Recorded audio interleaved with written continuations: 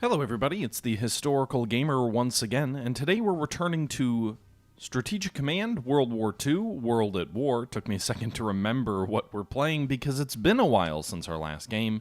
It's actually been 20 days since I've opened the game's save file up, so presumably about that long since my last video, maybe not quite as long as that.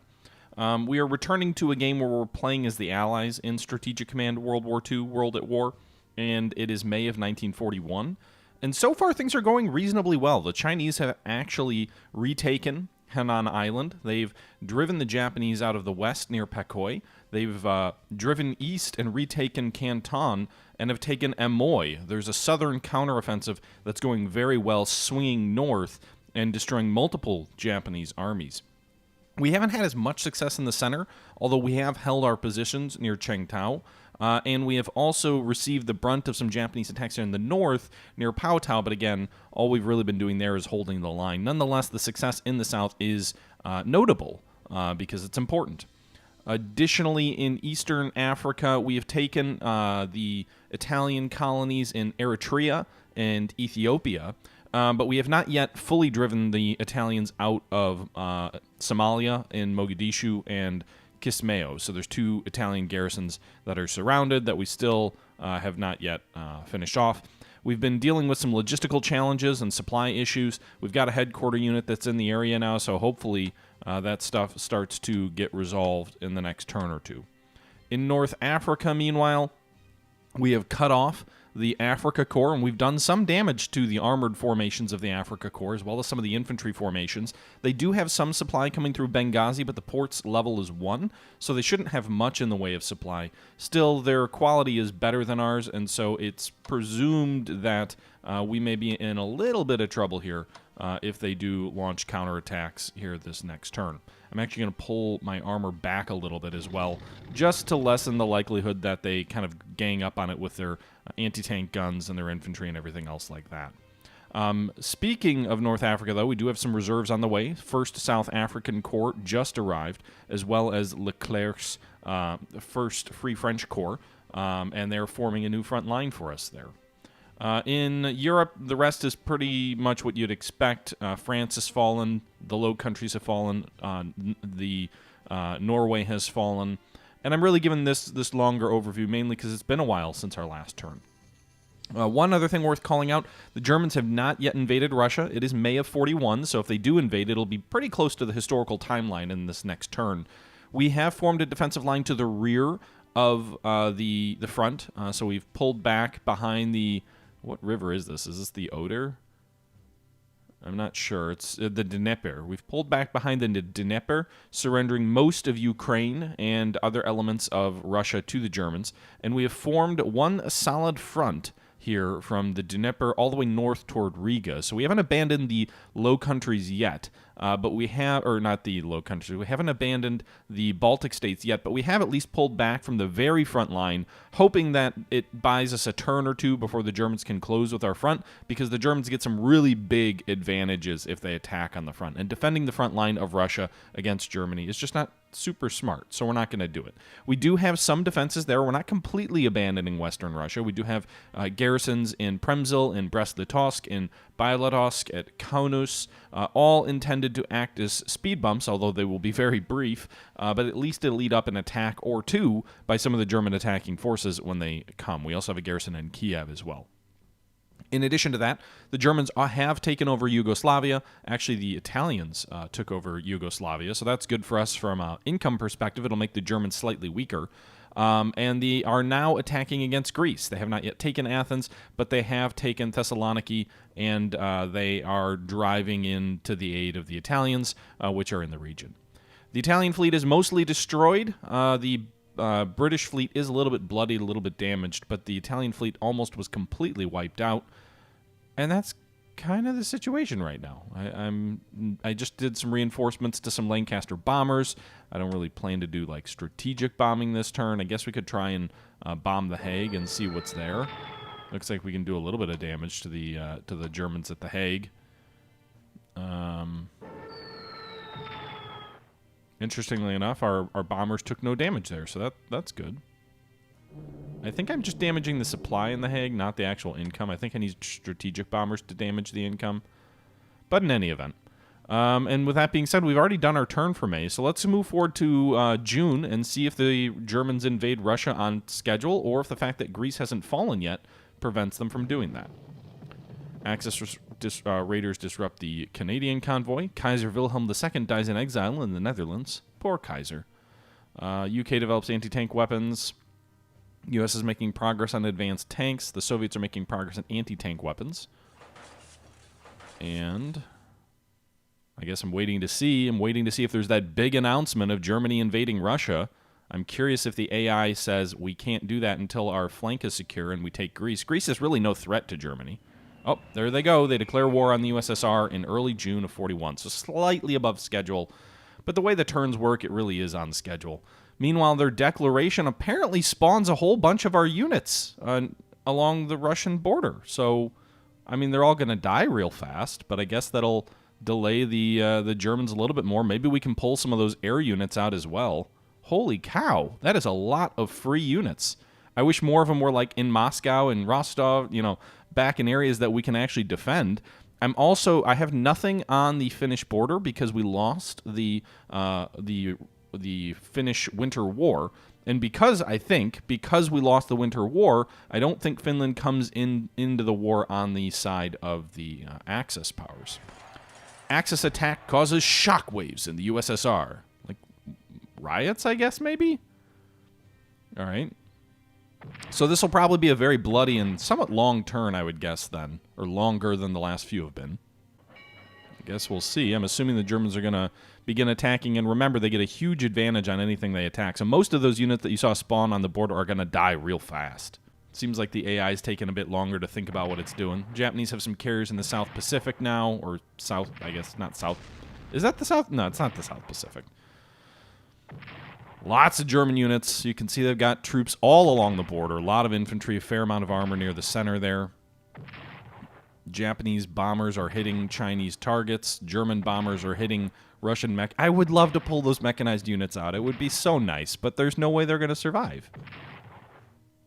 If I can, I will definitely do it. I'm curious to see what our economy will look like for the Russians. There you go. The first of those units is destroyed exclusively even by the air without even any ground units doing anything.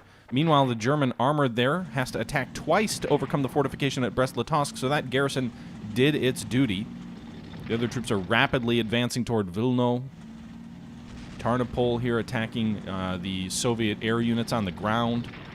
German armored units just obliterated a mechanized and an air unit there. They just pocketed the Soviet forces near Lono. And now they're using up their time here, reducing those fortifications. That garrison died real fast.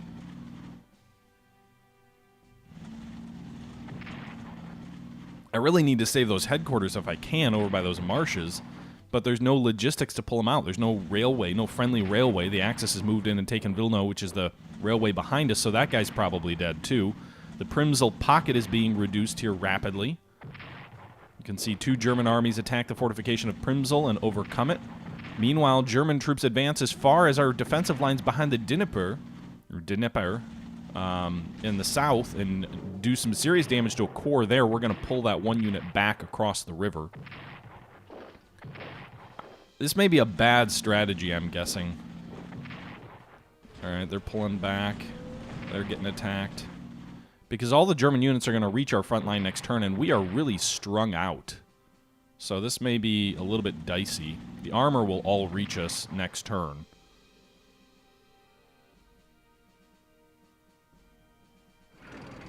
And I don't have any anti-aircraft on any of my units, do I? I started upgrading the infantry weapons to level 1, but I'm not going to have money to do that everywhere. I really need anti-aircraft guns for my troops to better defend them against the massive German Air Force that we just witnessed.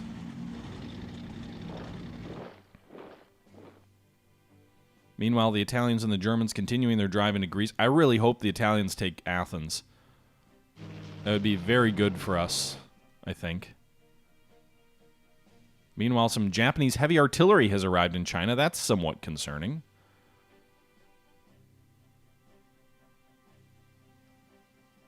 The The people of the Soviet Union fear war with Germany. Okay, well, the war has begun. Foreign Minister reports success in Spain, moving the Axis 22% to the Germans. UK starts Arctic convoys to Germany. Spanish Falanganas attack the British embassy in Madrid. The Spanish must be really close to declaring for the Axis at this point. 22%, that's a pretty big swing. I never really... Whoa, that's a lot of units destroyed. Western fighters, Premsel garrison, something rifle corps, mechanized... Ugh, I'm not even gonna... It goes on. All right, so we lost a Chinese corps somewhere in there. Japanese warships here. Red Army headquarters. The enemy's advance is threatening our industrial resources in Ukraine, and without these resources, the war could soon be lost. It is therefore vital that we transfer technicians and machinery to the Urals, where new factories can be built to continue the war effort. Doing so will temporarily disrupt production in Ukraine, but in the long run, the benefits will far outweigh the cost. Would you like to authorize the transfer of resources to the Urals? The transfer of industrial facilities from Ukraine to the Urals was vital in enabling the USSR to withstand the Axis onslaught. It cannot be stressed enough how important it is to say yes to this. If there's no reason to say no, why would you give me the option? That's what I don't understand. All right, so we're transferring industry. We've already lost big chunks of industry as it is. The BEF is being raised in England.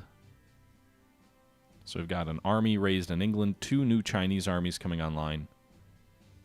Those should be probably here, like in central China.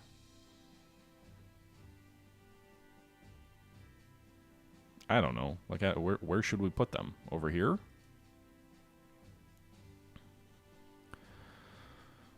Okay, so Chinese offensive against the Japanese here is going to continue.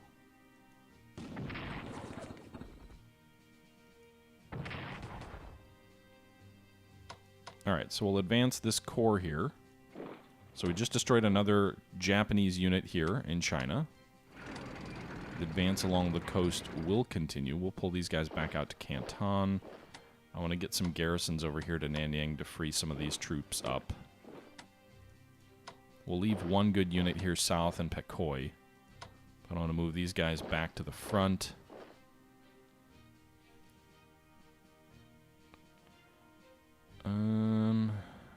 The offensive as we continue toward Fuzhou will threaten the Japanese hold in central China.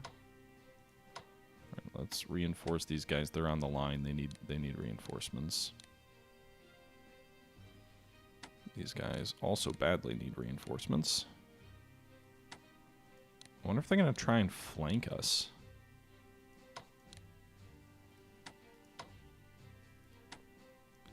Dare or die, special forces. Alright, we'll move these guys over here. We'll move these guys north. So we'll move this army north in the event that they try and flank our position here. Are these guys building anything here? Yeah, they're fortifying. Meanwhile, Pekoy. Alright, so those guys in the north are completely reinforced. The Chengchao line is also back to 100% strength outside of the Dare to Die special forces. Troops in the south are in good shape. 3 units are slightly under strength, but on the whole they're in good strength. So the Chinese front looks good right now. Meanwhile, the USSR front will come back to... the Greeks, just kind of hang in there, guys. Hold your line as best you can.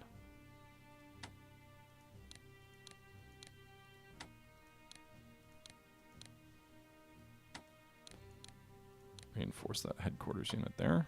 Alright, so we're continuing to hold the line here in Greece. A couple of German armies are committed to this, so that's good, I guess. Meanwhile, nothing changed in Africa. That's really interesting. The Germans did nothing in Africa. Well, let's go ahead and hit these guys. Let's go ahead and hit the anti-tank guns.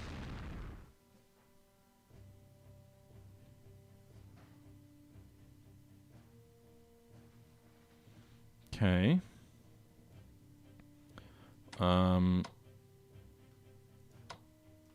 We'll attack these anti-tank guns here with these troops, and these here with these troops. So there you go, a very good result there for our troops. We'll bring up the South African troops here. They actually have jeeps or whatever. Meanwhile, we've actually got we've got this South African headquarter unit here. We'll land him.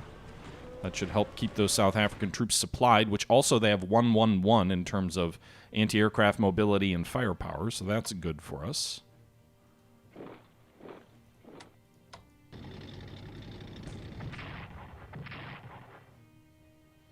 Okay.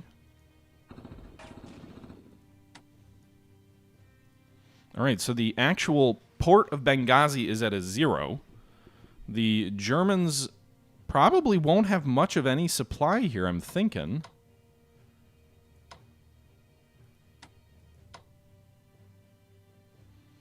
I don't know. I mean, they could definitely counterattack potentially and do some damage, so I guess we'll pull our armor back one more hex. We're going to keep the 1st UK Corps where they are. Hopefully they're strong enough with the enemy out of supply to prevent being overrun. Go ahead and bombard these guys. Too bad our aircraft on these carriers can't actually do anything versus enemy tanks. It'd be great to take out, you know, one of their points. Meanwhile, our destroyers are reducing the port of Tripoli. They're blockading that port to really cut off as much supply to North Africa as we can.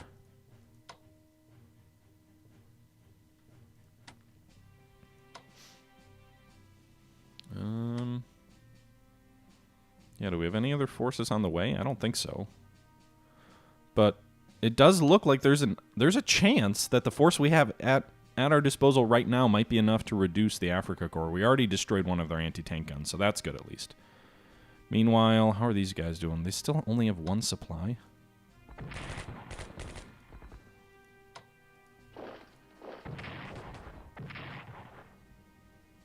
How am I supposed to get them?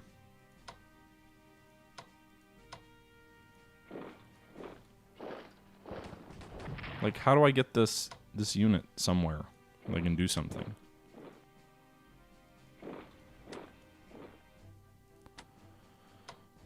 Well, it's frustrating. I've got this army corps that's just kind of sitting out there, isolated a bit in East Africa, and I just can't finish these Italians off. They're just hanging out there. They're kind of like the German African troops in World War I. That there was a large force of Allied troops that they were able to pin down because they couldn't deal with them.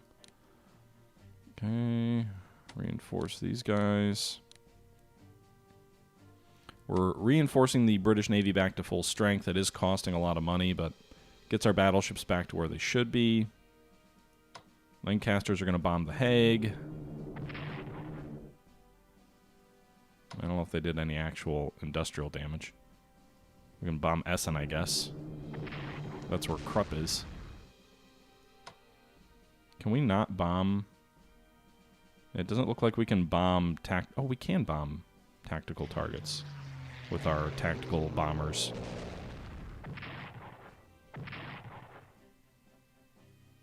Not very effectively, though. We can at least engage enemy fighters, though, and do a bit of damage there.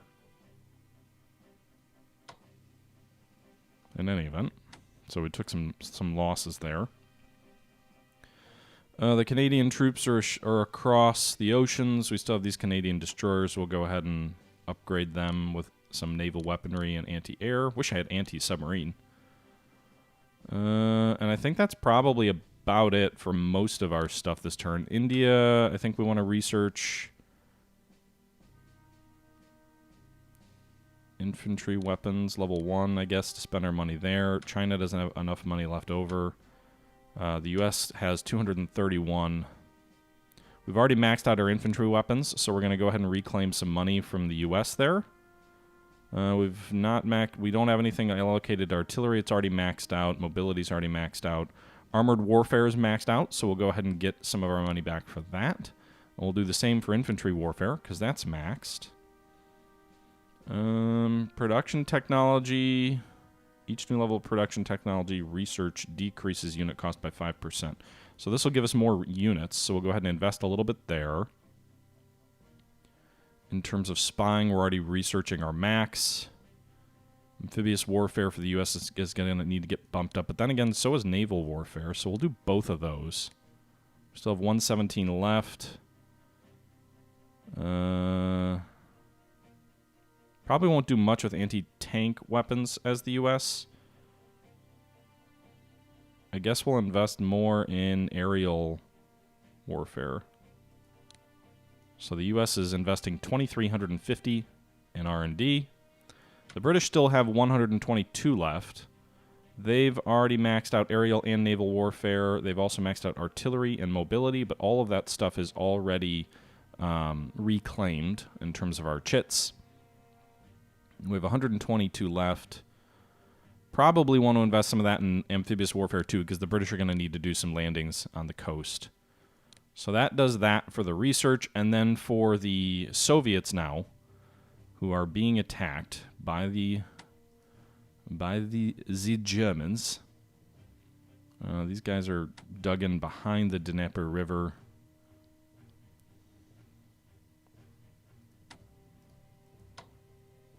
Can I, like, part of me wants to see if I can advance deep. I mean, I want to, like, eat up. I want to delay them as much as I can. One more turn. That's really the goal. We'll pull these guys back to Parno.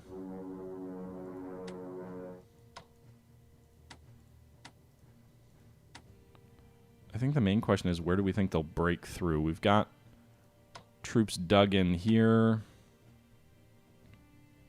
We've got fortifications here.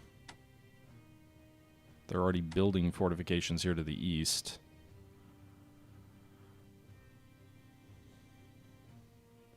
It's really just a question about, like, where do we... Well, we can upgrade our fighters, I guess, a little bit. Might give us a little bit better air cover in that one region. I suppose if these guys get overrun, then what we'll do is we'll move this unit here to Melitopol. That way, if they destroy either of these units and get across the Dnieper, they can go for Sevastopol, but we'll still have another line of defense back here.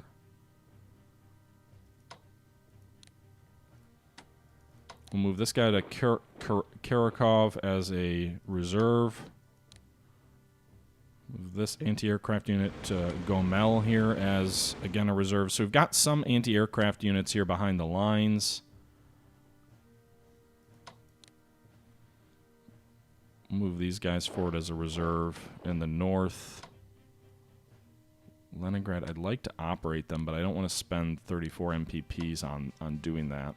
So we'll try and get them moved forward a little bit. The railway train... I don't really know how effective it is, but we'll move it to the south here to maybe act as a reserve at Konotop. Move these guys to Smolensk out of Moscow and Brininsk. Looks like our headquarter unit that was isolated there did get destroyed. We still have one garrison unit here forward at Kaunas.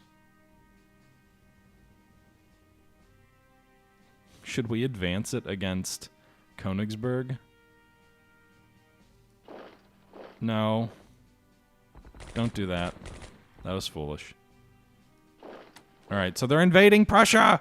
They're invading Prussia! Oh my god!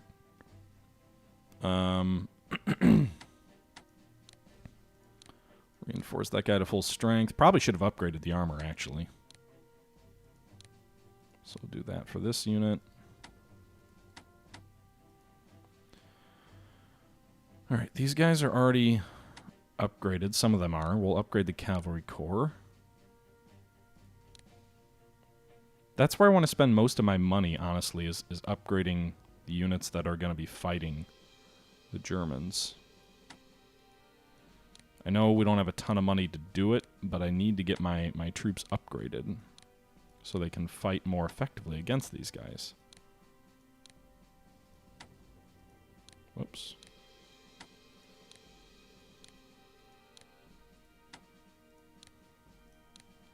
So the southern portion of our line is mostly upgraded. We've got armor here. Whoa. Well, you just basically died.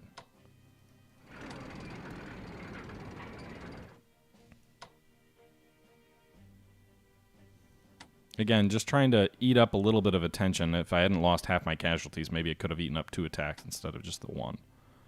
That was foolish. Already pulled those troops out of Moscow. We've got other troops in the east here, near Japan. So we've got 2 armies and a guards heavy tank unit.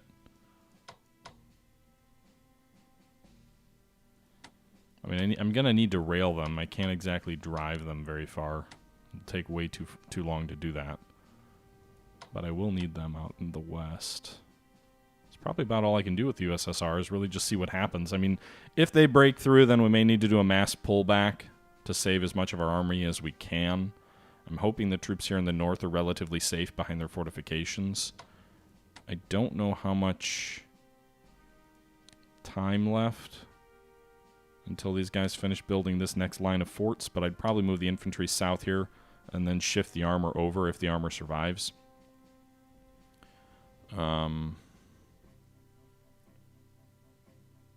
Would have been smarter to build fortifications in central Russia, in a place we had a better chance of holding. But that's probably too late to worry about that now. I've already spent the money for the British and the Americans. It is June of 41. The Japanese, I'm curious if they're going to attack the Americans or not. Where if we go back to diplomacy? What's Spain currently at? Spain is currently 75% access, so they may get involved here.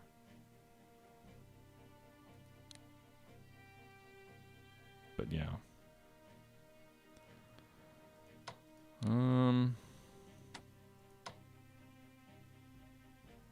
Move forward here and attack this headquarters unit. Well, that was pointless.